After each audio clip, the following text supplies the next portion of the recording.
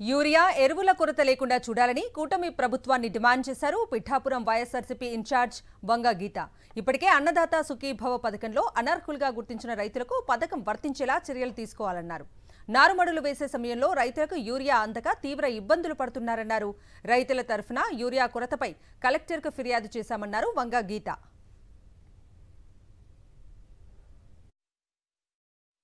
ఇక్కడ ఏంటంటే ఇప్పుడు అందరికీ కూడా యూరియా కొరత తీవ్రంగా ఉంది.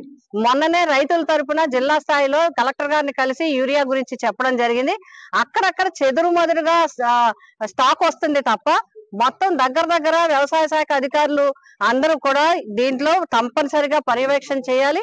ఎందుకంటే రెండు రకాలు జరుగుతాయి. ఒకటి మొత్తం దగ్గర 16,000 మండలానికి ఒక్కటికి మన నియోజకవర్గం మొత్తం మీద వేలాది ఎకరాలు నారుమడి జరుగుతుంటే కేవలం కొద్ది స్టాక్ మాత్రమే తేవడం జరుగుతుంది.